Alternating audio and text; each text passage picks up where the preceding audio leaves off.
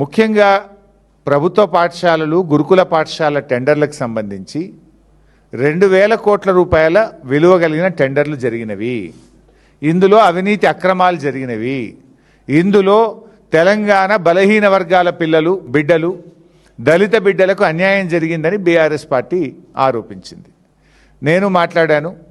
Senior అధికారిగా పనిచేసిన మా పార్టీ ప్రధాన కార్యదర్శి ఆర్ఎస్ ప్రవీణ్ కుమారు, గౌరవ మాజీ మంత్రివర్యులు కొప్పుల ఈశ్వర్ గారు కూడా మాట్లాడినారు. ఈ అంశం మీద చర్చకు సిద్ధమని అనేకసార్లు అనడం, తోకముడ్చడం. దీంతో మా ఆర్ఎస్ ప్రవీణ్ గారు ఈరోజు సోమాజిగూడ ప్రెస్ క్లబ్లో ఉదయం 12 గంటలకు మేము వస్తున్నాం, మీరు రండి అని స్పష్టంగా ఆయన సవాల్ వేసినారు. ప్రెస్ క్లబ్ బుక్ చేసినారు, అన్ని ఏర్పాట్లు చేసిండ్రు. మరి ఎందుకు ప్రెస్ క్లబ్కు రాలేదు? ప్రెస్ క్లబ్కు రాకుండా ట్విస్ట్ ఇచ్చిండ్రు. ఏమని? లేలే ప్రవీణ్ కుమార్ గారు మీతో మేము మాట్లాడడం, హరీష్ రావు వస్తేనే మాట్లాడతాము అని ట్విస్ట్ ఇచ్చిండ్రు. యాక్చువల్గా నాకు ఇవాళ షెడ్యూల్డ్ ప్రోగ్రామ్ నా కాన్స్టిట్యున్సీలో 4-5 ఇంపార్టెంట్ ప్రోగ్రామ్స్ ఉండే. బట్ అయినా మీరు ట్విస్ట్ ఇచ్చినప్పుడు, నన్నే రమ్మన్నప్పుడు ఒక బాధ్యత కలిగిన నాయకుడిగా, ప్రధాన ప్రతిపక్షంగా నా ప్రోగ్రామ్స్ అన్ని క్యాన్సిల్ చేసుకొని మా ప్రవీణ్ అన్నకు ఫోన్ చేసుకొని నేను ఇక్కడికి వచ్చిన. సో కొప్పుల ఈశ్వర్ గారు, నేను, ఆర్ఎస్ ప్రవీణ్ గారు, మేము సోమాజిగూడ ప్రెస్ క్లబ్ పోవాలి. కానీ గౌరవ మంత్రులు కదా, వాళ్ళ మీద ఉండేటువంటి గౌరవంతో 3 మంత్రులు, సరేలే మనకు బేసిజాలు అవసరం లేదు, వాళ్ళు పిలిచిన దగ్గరికే పోదాం, ఏదో మేము పిలిచినాం సోమాజిగూడ, మేము ముందు సవాల్ వేసినాం, ఈడికే రా అని మేము జిద్దుకు పోలే. వాళ్ళు మంత్రులు, చలో గౌరవం ఇద్దాం, వాళ్ళు బిజీ ఉంటారు ప్రభుత్వంలో, వాళ్ళు పిలిచిన కాడికే వెళ్దామని మేము బయలుదేరినాం. బయలుదేరితే మమ్మల్ని, మా కార్లను పోలీసులు ఆపేసినారు. అఫ్కోర్స్ ఇలా నాకు హిట్లరే మార్గదర్శకం అన్న ముఖ్యమంత్రి, ఆయనే హోంమంత్రి, ఇంతకుమించి ఆయన ఇంకేదో చేస్తాడని మేము కూడా ఏం ఆశించట్లేదు.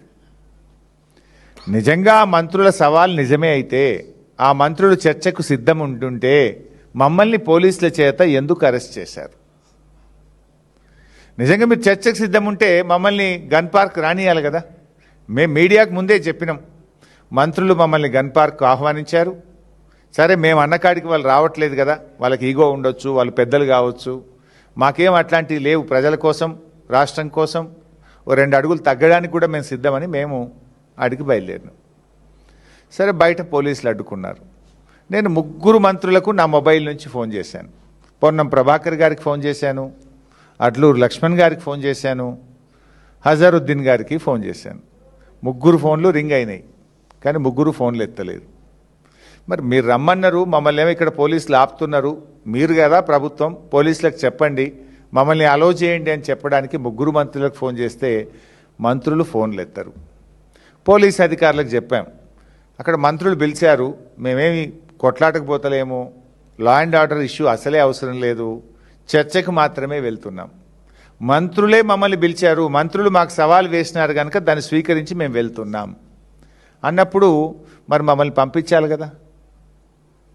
మమ్మల్ని పంపకుండా ఇవాళ మమ్మల్ని అరెస్ట్ చేసి తీసుకుపోయి పోలీస్ స్టేషన్లో పెట్టారు.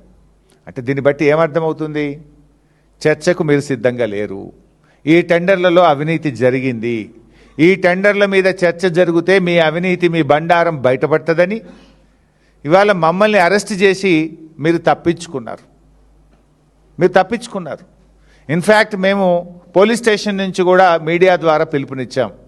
సరే, మమ్మల్ని అరెస్ట్ చేసి అదేం పోలీస్ స్టేషనే, కంచన్బాగ్ పోలీస్ స్టేషన్లో పెట్టారు, రండి అని అక్కడ కూడా కుర్చీ ఏర్పాటు చేసినాం. కంచన్బాగ్ పోలీస్ స్టేషన్కే చర్చకు రండి, ఇక్కడ కూడా మేము చర్చించడానికి సిద్ధం అని మేము సవాల్ విసిరినాం. లేదు, మీ పోలీసులకు చెప్పండి, కంచన్బాగ్ పోలీస్ స్టేషన్ నుంచి మమ్మల్ని మీ పోలీస్ పహారాలో మమ్మల్ని సెక్రటరియట్కి అయినా, గన్ పార్క్ అయినా, అసెంబ్లీకి అయినా తీసుకెళ్ళండి, మేము మాట్లాడడానికి సిద్ధమని మీడియా ద్వారా ప్రభుత్వానికి, పోలీసులకు విజ్ఞప్తి చేసినాం. అయినా మమ్మల్ని వదిలిపెట్టలేదు. అంటే దీన్ని బట్టి ఏమర్థమవుతుంది? ప్రభుత్వం చర్చకు సిద్ధంగా లేదు, ప్రభుత్వం తోక ముడిచింది, పారిపోయింది అని చెప్పి అర్థమవుతా ఉంది.